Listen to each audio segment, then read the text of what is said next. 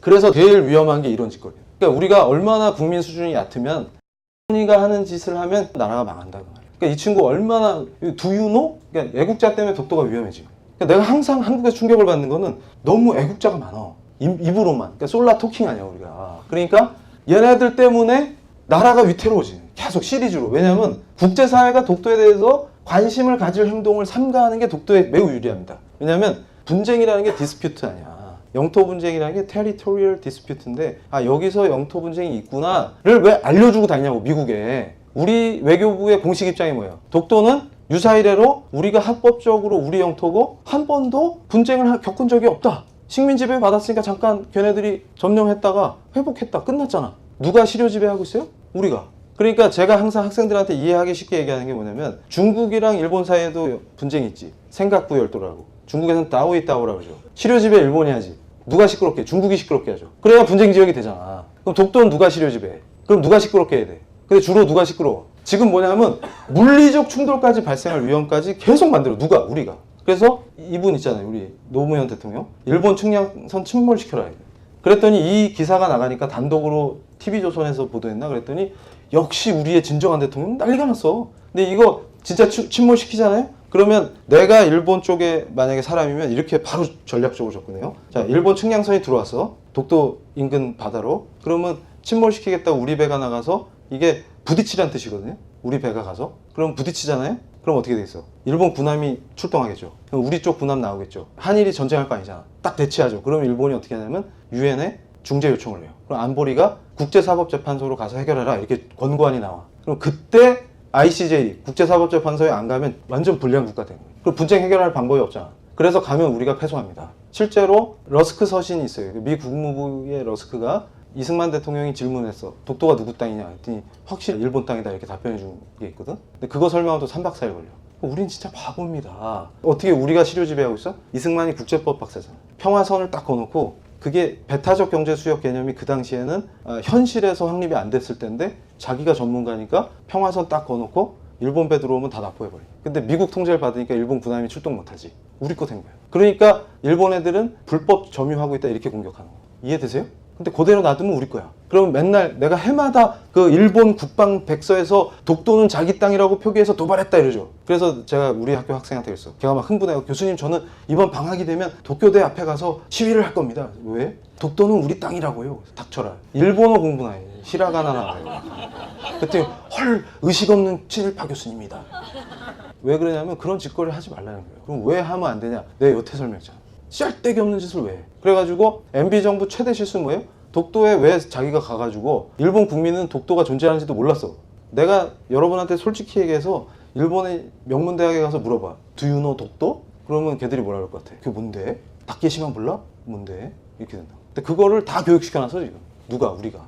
그러니까 그때도 이승만 박사님 플레이 없었으면 우리가 독도를 못 갔지. 그때 가졌잖아 어쨌든. 그럼 어떻게 돼? 잘 지켜야지. 근데 이 짓거리 해갖고 뺏기게 됐다. 잘못하면. 그래서 어떻게 돼? 독도가 기가 막혀. 이건 내가 설명하는 게 뭐냐면 이 독도 방문한 대가로 구상서가 와. 그러니까 방위백서로 도발했다 그러는데 그래서 제가 우리 학교 학생한테 야, 너 우리나라 방위백서 보냐? 너 군대 있을 때 봤어? 그랬더니 아니요. 군인이 왜 방위백서를 안 봐? 에이 교수님 그걸 누가 봐요? 주로 백서는 어디 꽂혀 있어? 먼지 쌓인 캐비넷에. 여러분도 구청에 가서 뭐 여기 무슨 구야? 여기 구로구야? 구로구 무슨 행정백서 열심히 탐독하죠? 밑줄 치면서. 그게 무슨 얘기냐면 우리가 민사상 권리가 있는데 청구 안 하면 10년 지나면 없어지잖아. 그러니까 일본은 습관적으로 백서에 쓰지 않으면 안 된다고. 근데 걔네가 전쟁을 해서 뺏어올 거야 어쩔 건데. 걔들도 그냥 연례 행사야 그게. 그래서 이번에도 일본 교수가 뭐라 그랬어? 그 독도의 날 정해가지고 무슨 현에서 행사해봤자 보고 있으면 참 슬픈 거죠? 이렇게 얘기하잖아. 그렇게 해서 독도의 날 행사하면 독도를 뺏어올 수 있어? 못하지. 그런데 우리가 바보짓 하면 진짜 뺏을 수 있다고. 재판하면 우리가 진다니까? 그래서 국제법상의 분쟁이 되면 우리한테 불리하다. 이게 뭐냐면 내가 울산대 부임하기 전 사건이야 이게. 여기 제목이 뭐야? 울산 대첩이지. 이게 뭐냐면 일본 배타적 경제 수역에서 불법 조업하던 우리 어선이 파도가 엄청 치고 있는데 일본 해상보안청에서 출동한 거예요. 불법 조업을 하니까 뭘 생각하면 되냐면 우리 해경을 중국 어선이 공격하는 거 생각하면 돼. 똑같은 상황이 벌어졌다. 폭력적으로 덤벼가지고 일본 공무원 2명이 바다에 빠졌어요. 그 2명은 배에 탔어. 배에 태운 채로 도주했다. 그래가지고 이때 이게 굉장히 문제가 된 게 물에 빠진 분들을 그런 식으로 하면 파도가 높았기 때문에 잘못하면 사망할 수도 있어요. 근데 우리 해경 실제로 돌아가셨죠. 이런 일을 하면 안 돼. 그런데 결국은 일본이 이 물에 빠진 2분을 구해가지고 도주하는 우리 어선이 신풍호인데 신풍호를 추격해갖고 하필 울산이야. 울산 수역까지 들어온 거예요. 그래서 울산 해경이 출동했지. 그래서 양쪽에서 이 신풍호를 포박하고 있는 거예요. 양쪽이 못 도망치게. 그래가지고 양쪽 외교부가 긴밀히 협상해갖고 일본 법원에 공탁금을 걸고 풀어줬어. 대신에 한국 정부가 뭘 약속했냐면 철저히 수사해서 재발 방지하겠다 이렇게 얘기했어요. 그러니까 약속이 중요하다니까 일본 애들한테는. 그래서 일본이 약속을 믿고 포박 풀어서 본국으로 돌아갔거든. 그때 한국에서 난리가 났어. 뭘 난리를 치냐면 아니 어디 감히 일본 해경 배가 우리 수역으로 들어왔냐 이거예요. 주권 침해다. 그래서 내가 설명을 해줬지. 국제해양법상 저런 경우에는 수역에 들어올 수 있다. 합법적이다 이게. 그랬더니 또 친일파래. 그리고 여기서 우리 해경이 수사를 안 하고 불법적으로 했어요. 그랬더니 선장님이 아니요. 그랬더니 바로 석방했다. 그랬더니 어떻게 됐어요? 난리가 났어. 울산 해전 승리를 축하한다죠. 한겨레 기사 제목이. 그래가지고 명량 해전 이후에 최대 해전이래. 그래서 울산 대첩일. 그래서 내가 얼굴을 들고 다닐 수가 없어. 내가 진짜 창피해가지고 이게 우리 수준이라고 이게 지금. 그랬더니 그럼 중국 배가 우리 해경 공격해서 해경 사망했을 땐 뭐야 그럼? 패전이네? 내가 진짜 창피해갖고 얼굴을 못 들고 다녀. 그래가지고 요 얘기는 진짜 중요하니까 보세요. 이게 얼마나 우리가 바보짓을 했냐면 지금 김관진 장관이 일본이랑 뭘 하고 있어요? 군사정보교류협정을 하려고 그랬더니 뭐라 그래? 이것도 한겨레거든요. 독도는 우리 땅 하면 뭐하나 군사협정 체결하는데 하는 정부가 있는데 이러면서 뼛속까지 치니 이러면서 공격하기 시작해요 정부를. 그런데 여기 보세요. 핵무장 일본의 기밀 바치는 일. 한겨레는 일본이 핵무장을 해서 우리를 다시 침략한다는 거야. 근데 이때 핵무장한 애들이 누구예요? 북한이지.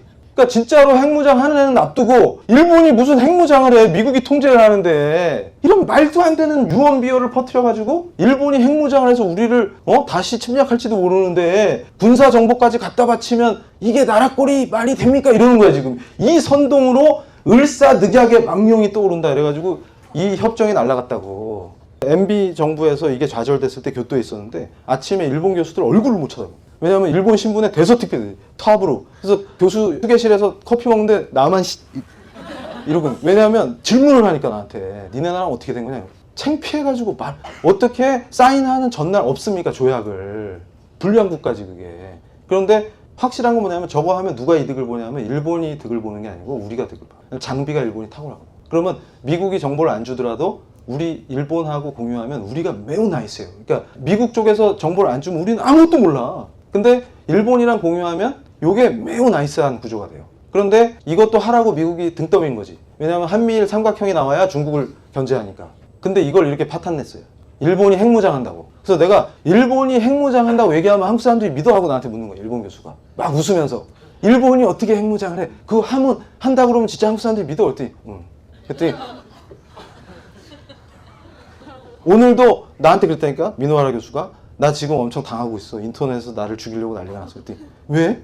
네가 상케이 한 말은 너무나 일반적인 표현이잖아. 그랬더니 그대로 낼 것 같아 애들이. 조작했어 이미. 내가 징용공을 학대한 거를 지지한대. 징용공 두둔 이렇게 나왔다. 머리기사로. 그랬더니 헐. 우리 존재를 다시 생각해. 그래서 기가 차. 이분이 누구야? 이분이 뭐라고 주장했어요? 봐요. 제목이 뭐야? 국정원 휴민트를 반 MB로 몰아서 축출했다 이 주장이거든. 근데 보세요. 여기 휴민트가 뭐냐면 장비로 정보를 얻는 거 말고 사람 정보원이 정보 수집하는 거 휴민트라고 그러거든. 근데 정두원의 주장에 따르면 이미 휴민트가 다 붕괴됐어. 왜냐면 MB 때문에. 근데 붕괴된 뒤에 요걸 하고 있거든. 지금 정보교류협정. 그랬더니 한겨레가 뭐라고 주장해? 휴민트를 다 빼먹는다 일본이. 그래서 내가 이거 강의할 때 뭐라 그러냐면 우리 학생들한테 야 국제법 강의할 때 다른 거 보지 말고 이거만 봐라. 같은 한겨레 신문인데 몇 달 전에 이미 휴민트가 다 없어졌는데 그걸 일본이 노린댄다. 붕괴된 휴민트를 일본이 노린대. 그럼 일본이 바보지? 우리는 연락 똑똑하고. 그럼 애들이 우리가 바보네요. 이런 거에 속아 우리가 맨날. 그래서 뭐예요? 자유와 시장경제의 가치를 수호하는 민주주의 국가끼리 뭘 해야 돼?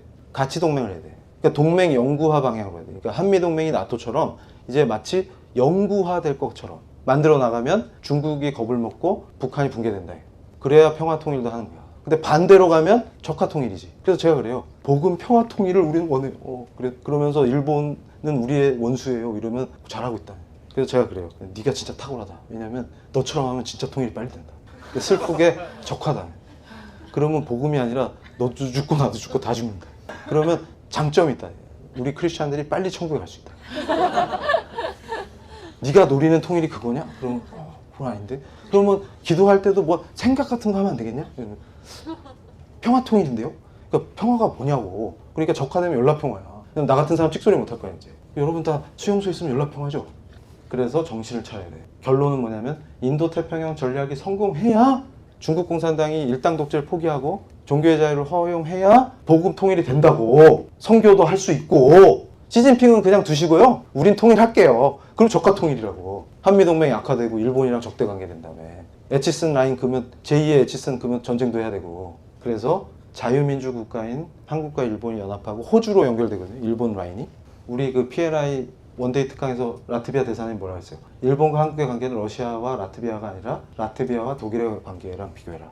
그러니까 소련과 독일의 점령을 다 당해봤거든요. 라트비아가. 발트의 작은 나라라서. 근데 지금 라트비아가 외교를 할 때 러시아하고 독일을 다르게 취급하는 거예요. 왜냐하면 독일은 도움이 되는 나라고 국제법을 잘 준수하는 나라고 인권 국가인데 러시아는 횡포를 부리고 이웃국을 침략합니다. 그럼 우리가 중국과 일본을 대할 때 라트비아처럼 현명하게 대하면 우리에게 득이 된다.